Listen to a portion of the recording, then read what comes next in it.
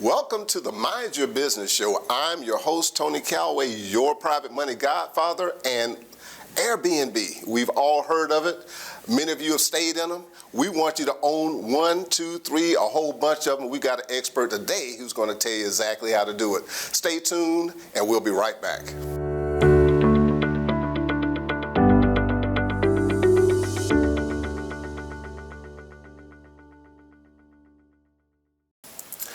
Welcome back to the Mind Your Business Show. I'm your host, Tony Calloway, your private money godfather. And as I told you, we got an Airbnb expert here. We got Robert Kohler with RKE Enterprises. And this guy is the wizard, the master, the guy who knows everything there is to know about Airbnb. And so today, we want to get more people into this space because as we talk about real estate investing and things like that, there are statistics that say that this is a growing trend that's not going anywhere. And so we want Robert to share his knowledge and expertise with you. So Rob, glad to have you here with us in the Mind Your Business Show. Thanks for having me, Tony. All right, man. Well, let's just kind of start where it makes sense to start for me. What got you into doing short-term rentals with Airbnb?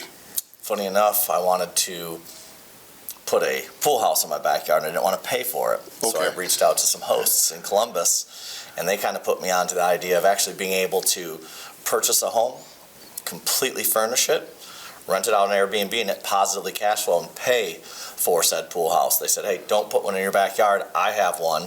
You're not going to like the fact that it never is ever vacant and you'll never want to stop the positive cash flow. So you'll always have someone in your backyard. So they encouraged me not to do it, to go out and buy a freestanding home, furnish it, and make money that way. And after about a year of market research, I did just that, and one led to another, and here I'm at 17. Man, that is fantastic. Well, we all start somewhere. We all start for a reason. So with that being the beginnings, now let me ask you this question. Had you ever had just a regular, long-term rental property in the past? Not once. Not once. Okay. Never have I had one. Never will I own one. So this is the sum of your experience. Well, and that's one of the reasons why, because I have clients with the Private Money Syndicate, in fact, I'd have to say most started with the traditional rental, but quite a few of them have added some short-term rentals with Airbnb to their portfolio. And then now, because of some of the things I'll talk about in a little bit, there are more people just looking at that, as is your case, as their investment model for real estate. So, well, let's get back into your story again. So that's how you got started. You mentioned that you have 17 properties now. So share with the viewers, what are the advantages that you're experiencing? Because I know you know people with traditional rentals. What are some of the advantages that you're experiencing here as a Airbnb-er? Let me go back. I didn't mean to bash long term. I had a buddy who that's all he had in his portfolio. He's recently sold them, and they did well by him, right? If you manage that properly, that's a feasible route to go. But to answer your question, it was faster scaling for me. Okay. The way for how long it took him to build his empire of long-term rentals, I was interested in scaling faster. So you just get more positive cash flow. On the average, his long-term rentals, what I gleaned from him was, hey, you're making somewhere between $150 to $250 a month max in positive cash flow after all debt service. I don't invest in an STR unless it's at least $1,000 per month positive cash flow. That's a factor of 10. All costs. That's after all debt service. So obviously you have that larger cash flow. You can roll your profits into another home faster than you can long term, at least in my experience. Oh, yeah. It's decreased deferred maintenance because I'm having cleaning crews in there every single week, if not multiple times a week, and they're saying, hey, the toilet's running or the sink is leaking, and they let me know and I can actually address that and maintain my property quicker. Where you have a long-term renter, they sometimes don't want to be bothered. They don't want a crew in there fixing anything, right? And they just let it go, especially since it's not them that has to pay for the repair once you move out. That's true. Decreased deferred maintenance was a huge one for me. I already hit on larger positive cash flow. And what I really like, when you get to about 4 or 5 properties, or at least 4 or 5 doors, you have daily deposits every day. Wow. I exclusively use Airbnb.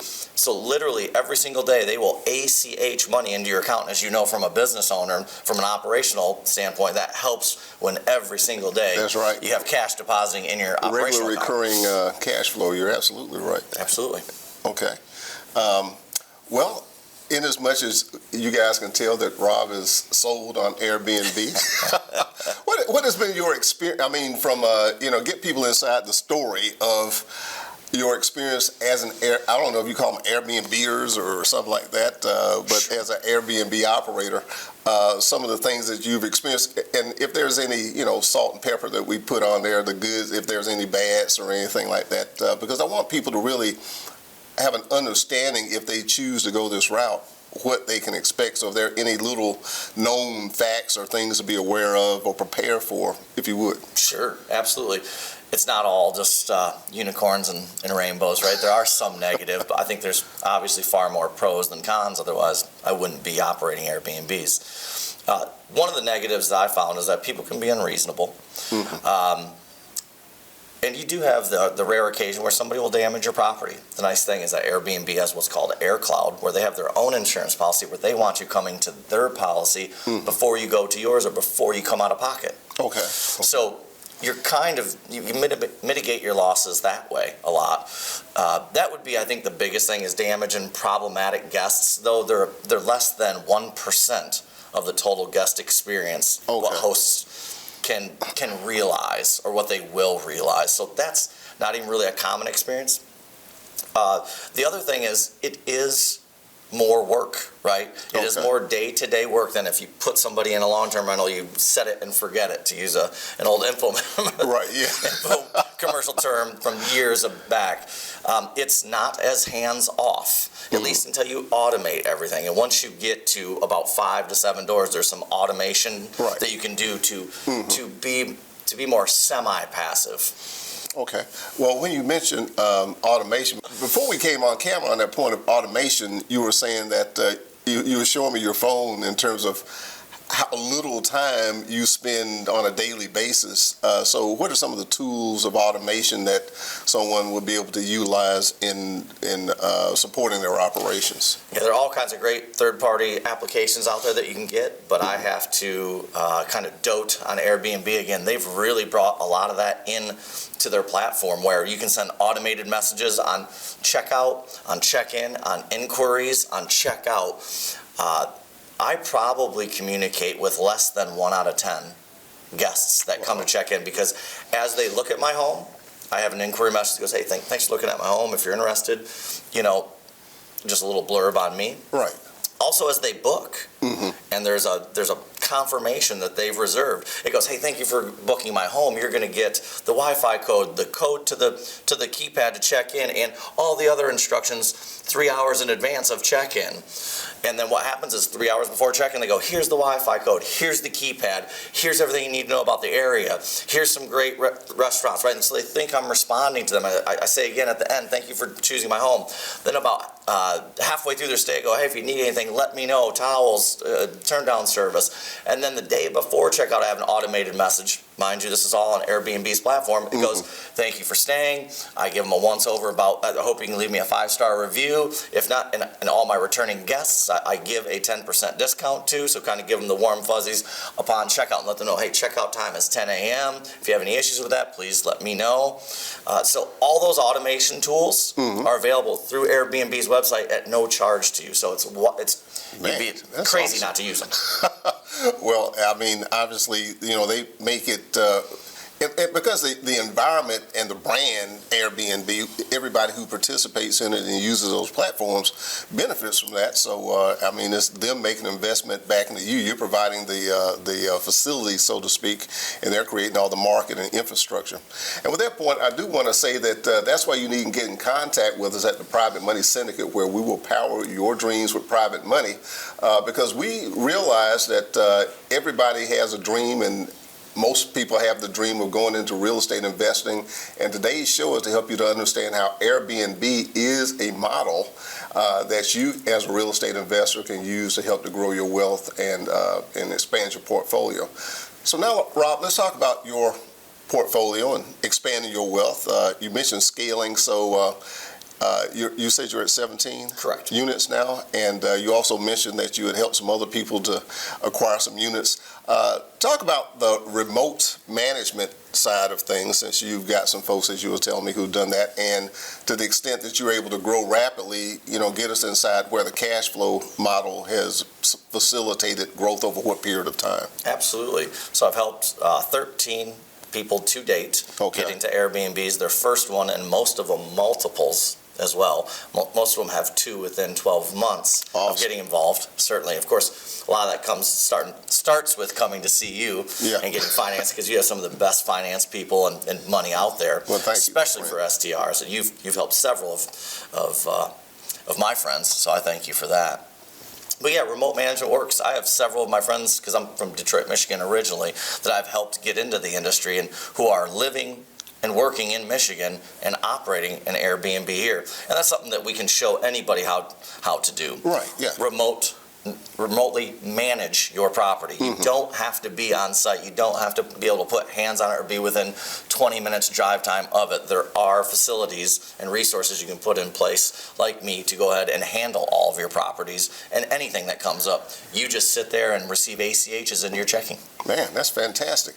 Now, from the standpoint, let's talk about markets. What advice would you give as far as markets that people will look at? I know when I was doing some research in preparation for the show, they say the biggest markets are the major metros in the U.S. There's Miami and Las Vegas and New York and L.A. I was surprised that, at least in that list, Atlanta wasn't on there. I'm sure Atlanta's a big one too. But to the extent that, here in Columbus, Georgia, where we are, it was interesting whenever I say I'm from Georgia. Oh, you're from Atlanta. And I jokingly say, I said, only half the people in Georgia live in Atlanta. I live in the other half. But anyway, to the point, markets, what are some factors if someone's going to look at investing in their own backyard, some things that would make it a good idea or maybe not so good, and if they're looking for somewhere remotely, as you just discussed, as an opportunity, what are some things that would make a wise local wise choice of where to make those investments? Yes, those metropolitan markets are great, right? Because your market is larger. However, I like niche markets like Columbus. I can speak to 2 niche markets. Okay. Albany, Georgia, and Columbus, Georgia. Here in Columbus, we have Fort Benning, right? We also have really warm weather all year round, which brings all kinds of things like softball tournaments year round, basketball tournaments. So that's played indoor. Football, flag football. We have the little big Grand Canyon here, right? But mainly Fort Benning draws hundreds of thousands of people across the United States to come to Columbus. So that's really a niche market. Keeps my occupancy above 90%, which is unheard of. Albany is the same way, and they have other factors that I can speak to it probably on another show. But I encourage you to look at a niche market, because those big guys like Miami, Atlanta, San Francisco, Chicago, those are shark-infested waters. I don't want to swim in those. There are already thousands and thousands of people competing for that same market share that you are, where not so much here. Columbus is still underserved. Demand still outpaces supply. There is still not enough supply here in Columbus and in Albany, Georgia. So you can guarantee that if you put one online, your occupancy is going to be well over 70 to 80% just doing the minimum. Wow. And to that point, I did some research, and they say that the average Airbnb occupancy was around, on average, was 21%. You're at 90. Yeah, and I think that's a low figure. I think you get a lot of snowbirds that come down for the winter, and they Airbnb out their home for the summers, right? Yeah. So that really skews occupancy numbers, because anybody I've helped never drops a percentage below 50. Yeah. In fact, when you said that, you just reminded me the statistics also said that 60% of Airbnb is people renting out their homes when they're not there, or renting out rooms in their homes if they have, like you mentioned, the pool house or something like that. So that skews the numbers. If you put up a home and you open up 365 days a year here in Columbus, you're not going to be below 55 to 60% unless you're doing something grossly inappropriate. That is unreal. All right, so now let's quickly compare the average income of a long-term rental owner. Let's just say some of my properties, I mean, the ones that perform best are like $300-ish positive cash flow. And again, that's taking out taxes and insurance and stuff like that. Now, I don't have some of the other costs that we'll talk about in a second of owning and operating an Airbnb, but let's contrast that with your experience as a short-term rental operator. What kind of, positive cash flow are you pocketing at the end of a month? Bare minimum $1,000 Jesus a month. Christ. I don't even consider the investment unless it's at least $1,000. My best do $1,500 to $1,800 a month. We talk about a holiday month or some of the big summer months. Right. It even does better, and that's after all debt service. That's not just my mortgage. That's including taxes, insurance, or what we call PITI. That's all utilities, because as you know, you're responsible for Right. utilities when you own an Airbnb. Right. That's paying off all secondary financing if you financed your furniture or anything of that nature. It's all wraparound and secondary financing. Man. So that's everything. That's after all debt All right, service. folks, you heard it. In excess of $1,000, and if Rob's your coach, you ain't going below $1,000. You know, Rob, I have this thing that I tell my real estate investor clients. I say I have 0% infant mortality. That's right. We're not going to have anybody failing because Correct. they just don't know how to pick the deal, don't know how to get the financing right. But I just want you to think about it. If you were to choose to get to this space and be able to have a $1,000 per month positive cash flow, it'll definitely allow you to grow your acquisition, your portfolio, and things more rapidly. And I think the point that you brought up about choosing a niche makes a lot of sense because, kind of subconsciously people reflexively think go to where the vacationers go, where everybody wants to come, be in the big city life. But, like I said, where the opportunity is and the competition isn't, and a city like Columbus, and there are plenty of others around the country, I'm sure, have some unique qualities. All right, so now another distinction with the Airbnb space is now when I have a property that I want to rent out to somebody, they got to bring their own furniture, their own pots and pans and dishes and towels and That's right. sheets. But now with Airbnb, you're basically creating that home environment that they come into where all those things are there. In fact, I was talking to my son. He uses Airbnbs exclusively when he travels abroad as well as here domestically. He says people like it because there's a kitchen. You can, if you're going to stay somewhere for a while, instead of spending, $50-$60 a meal, you go to the grocery store and you feed your family or just Right. yourself in those comfortable settings that are created by the host. So the statistic I read, we talked about a little bit, was like on average about $25,000 to outfit an entire house. But how about talking about what you've done, how you've done it, and then we'll talk about a few strategies that can reduce the upfront investment on that. Certainly. Well, the way I've reduced the upfront investment on that is come to talk to somebody like you that has all those wraparound finance companies or that secondary financing where I don't have to outlay that cash. Okay. But I have outlaid that cash, and I do it for less than $25,000, considerably less. Okay. There are several retailers here in town that I like to use that have incredible products and incredible prices, and we'll share those resources, Okay. with your clientele. But that is considerably less. And you can also rent. You can rent your goods, Right. like we discussed, so that when it's time to refresh, it's easy to swap that out so you don't have that whole upfront investment. You can pay a monthly fee to rent those goods and then swap them out when they get a little bit of wear on them, because as you know, pictures sell online, and also having a very nice, very comfortable stay is supremely important. Otherwise, you won't have return guests. You'll get negative reviews, which will then precipitate folks not staying Right. at your place if it's not impeccable, right? So it's critical to keep your Airbnb looking real fresh, real nice. Yeah. Now, what are some of the things you do in your units that create the superior experience? Besides the nice furnishings and things, are there any tricks of the trade that you employ? I think number one is a good cleaning crew, and those are resources that we have to share with folks, right? You have to walk in, it has to sparkle, and it has to smell really good, and there cannot be any hint of it not being supremely clean at all times. Okay. So that would be number one. I think number two would be have comfortable beds, right? Okay. So obviously everybody wants a good night's sleep, and number three, I think, is on those beds, comfortable linens. All So right. those would be my top three. Okay. All right. Cool. All right. Now, again, we want to encourage everybody to get in contact with us at the Private Money Syndicate. You can go to privatemoneysyndicate.com. Or you can call us at 706-888-3719 to schedule a consultation with Rob the Man Kohler, who is here to help you to get into the Airbnb space. Because, my thing is that, everybody can go and make all the mistakes. I always say you're going to pay for education. You're either going to pay for it through mistakes, or you're going to pay somebody who's got the scars to show, who's been there, done that, and who can help you to get it right the first time. And not only get it right, but get it most profitable. Because again, his expertise, his knowledge and experience is what you are able to bring into your relationship as an Airbnb host. And he's your partner. He's here to help you to succeed with the success that he's had. And he's actually shown others how to do it, as he was just discussing.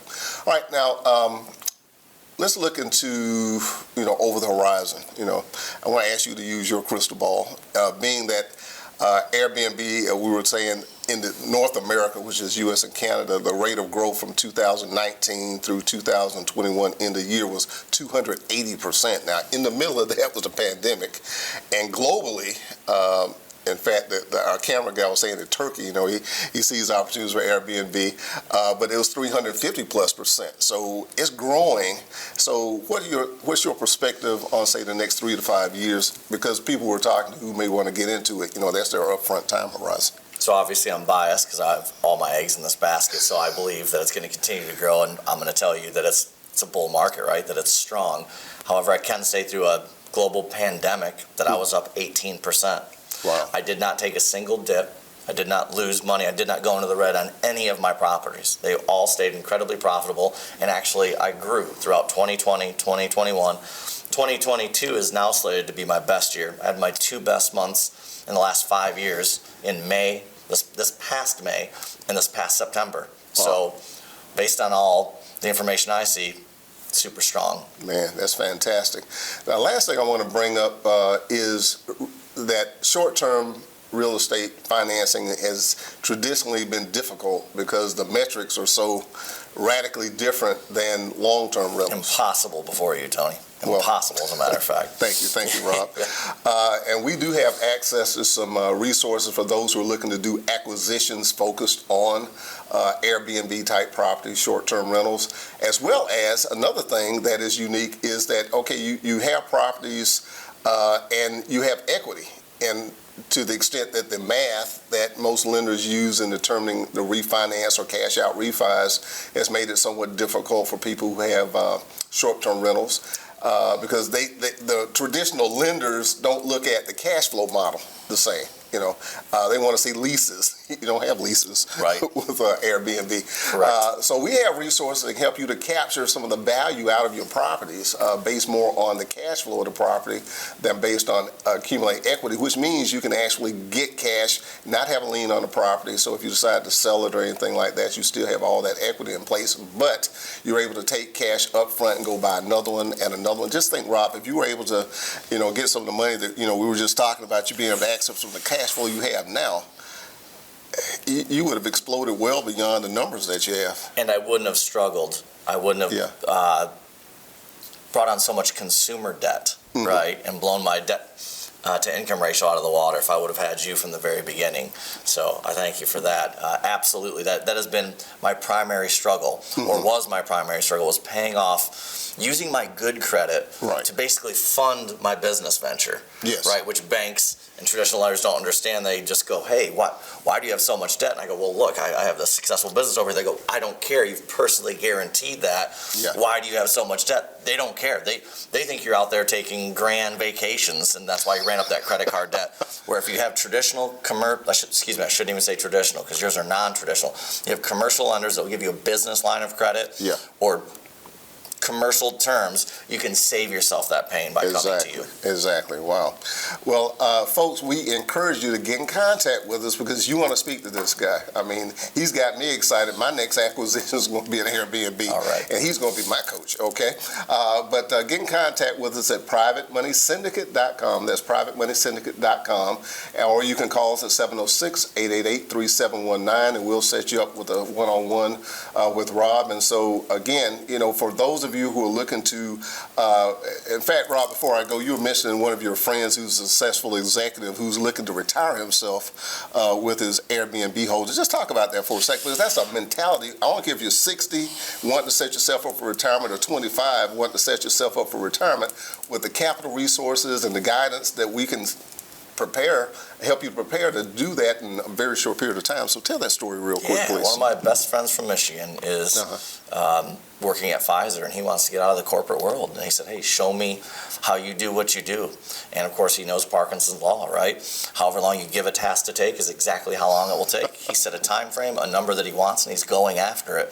And I mean, he's got a very, very good position with Pfizer and makes great money and wants to get out of the 9-to-5 rat race, right, because he knows that even STRs, are semi-passive income where you won't spend an hour a day once you get everything down right. It'll free him up to hang out with his family, spend the time that he wants with them, do the things he wants to do, give him that passive income that he needs.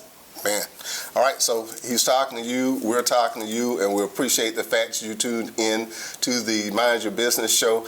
Now, if you have any ideas for any of our future episodes, we encourage you to get in contact with us. You can contact me at Tony@PrivateMoneyGodfather.com, or you can go to our website, PrivateMoneySyndicate.com, and tell us what you want to hear about, and we'll try to take care of those in our future episodes. Rob, appreciate you being on the show again today, and we're going to have some people talking to you.